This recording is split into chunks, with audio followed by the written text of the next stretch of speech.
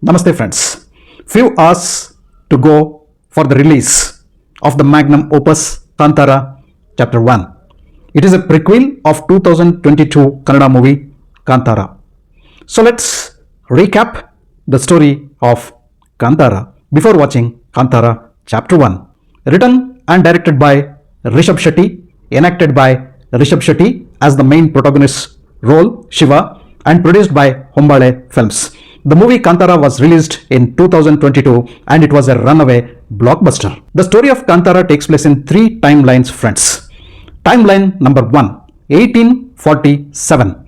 There was a king who had all riches, everything, a good wife, cute kids, a lot of wealth, lot of pleasure, everything. But he did not have peace of mind. He went into a jungle in search of peace of mind, ably guided by a priest in whom he believes. As he was traveling in the forest, he finds a divine stone which is occupied by the divine spirit of Lord Panjurli or Panjurli Daiva. Panjurli Daiva is the god who is worshipped and believed in the Tulunadu, friends. Panjurli Daiva is believed to be a protector who bestows lot of goodness. The king immediately finds his connection with Panjurli Daiva in that stone. He feels, yes, this is exactly what I wanted, to get back my peace of mind. He turns back and finds plenty of villagers standing at his back. He requests them, please give me your Panjurli Daiva. In exchange, I'll give you the big piece of the land of my empire to all of you.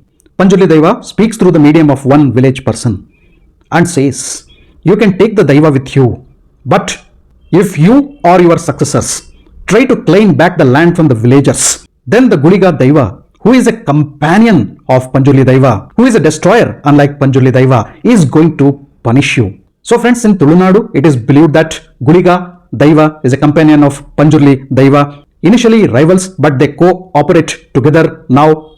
So people worship them together. While Panjurli Daiva is a protector, Guliga Daiva is a destroyer, is a punisher. He punishes those people who have offended or who have wronged.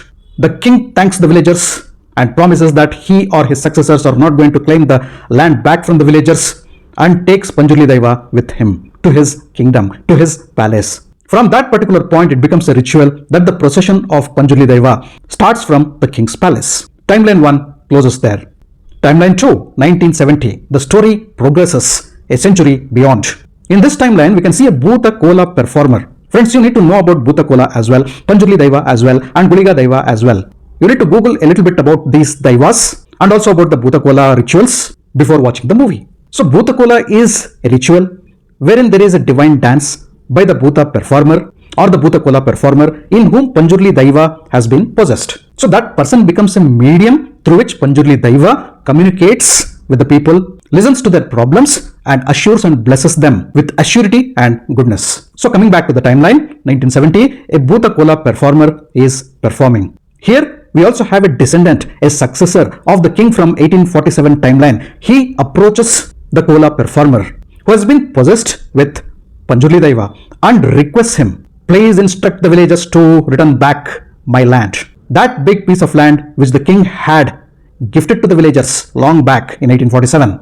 Panjurli Daiva denies that, no, this land belongs to the villagers. There is no way that they are going to give it back. Then the king's successor tells, I am going to take this to the court and I am going to win that case in the court. Then the Panjurli Daiva in that Bhuta Kola performer tells, you can go to the court, you can fight for this land, but you will come to know my decision on the steps of the court.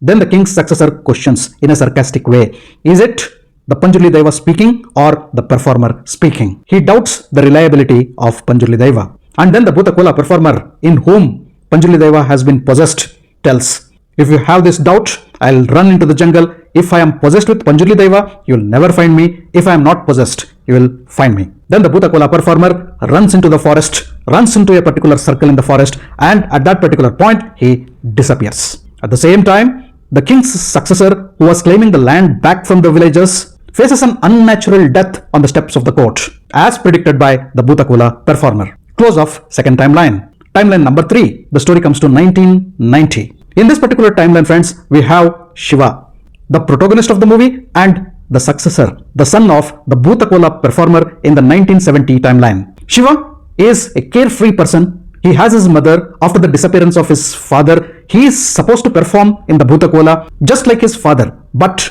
being traumatized by the disappearance of his father, he never takes into performing in the Bhutakola. He refuses that. In his place, his cousin Guruva is performing in the Bhutakola as a Bhutakola performer. On the other hand, Shiva is a carefree person. He is participating in Kambala. He is a Kambala athlete. And here we can see Shiva winning the competition as always. He has a group of friends with whom he goes for hunting. He is interested in hunting the pigs. He always has a conflict with his mother. He is a mischievous young man. And now enters into his life Murali, a forest officer who has come to convert the land of the villagers into a reserve forest. Due to this reason, Shiva has a conflict with Murali, a fight with Murali. In fact, a serious fight with Murali. From there, the clash between Shiva and Murali starts, which keeps continuing in the movie until the climax comes. And there is yet another character in the movie, Devendra, who is the landlord, who is the successor of the king, the other generation of the king, the son of the same landlord who died on the steps of the court, trying to reclaim back the land from the villagers. Shiva has good relationships with Devendra. He in fact works for Devendra in some tasks. There is yet another character who comes into the movie, Leela, who is his childhood friend. Shiva falls in love with Leela. Shiva influences the landlord Devendra and gets Leela appointed as a forest guard. Now Leela needs to work under the command of Murali. Now Murali starts marking the fence around the village to convert it into a reserve forest. Now at this particular point, Shiva and Murali has a face-off yet again, a clash and a fight yet again. After this particular incident, Murali goes with his team to arrest Shiva and his friends. But while driving in the forest, a big tree falls on the jeep and Murali is seriously injured and hospitalized. That tree was unintentionally cut by Shiva. Now Murali thinks that it is a foul play and Shiva had sketched to kill him by cutting the tree and making the tree fall on his jeep.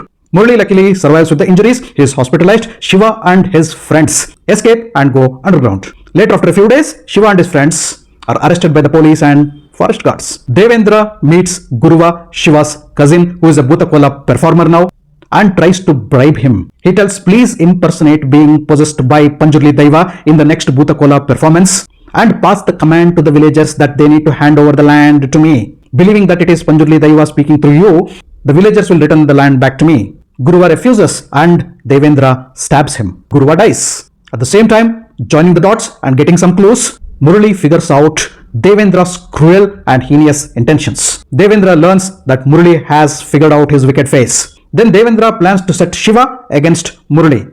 Anyhow, Shiva and Murali had cold and hot wars. Devendra uses this for his advantage. Devendra tells Shiva that it is Murali who has killed his cousin Guruva. Shiva, out of rage, goes to kill Murali. On the way, Shiva meets his friend who is a blacksmith. And the blacksmith reveals that it is Devendra who has killed Guruva and not Murali. Shiva is attacked by Devendra's henchmen. Shiva wins that battle.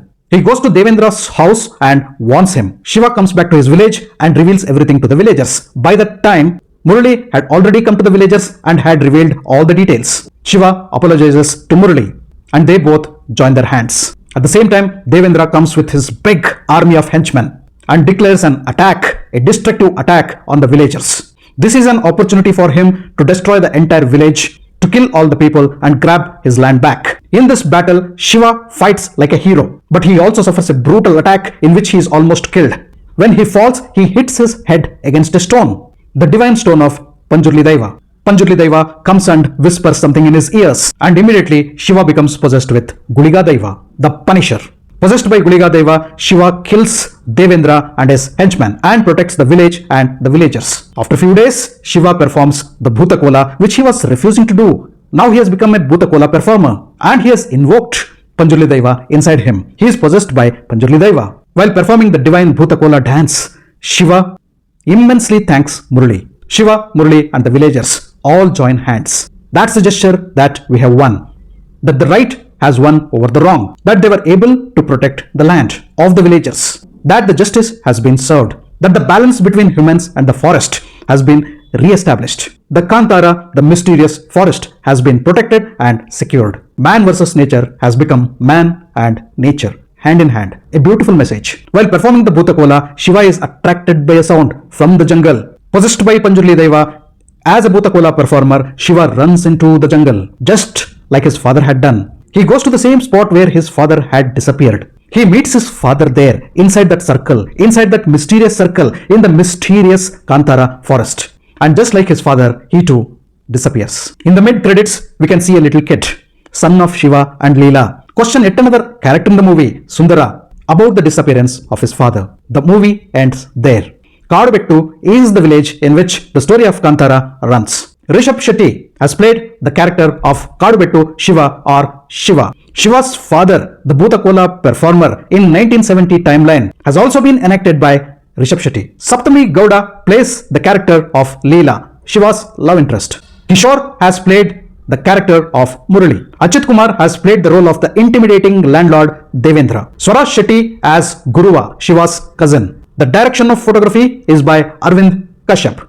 And brilliant music composition and the background score is by Ajanish Loknath. Now that you know the story of Kantara, I guess you are ready to watch Kantara Chapter 1. Happy time watching Kantara Chapter 1. If you are not watching Kantara, Kantara is available on Amazon Prime Video. Thanks for watching my video. If you liked my video, kindly like, share and subscribe to my channel. I'll catch up with you all in my next video with yet another movie review. Until then, do take care. Goodbye. Namaste.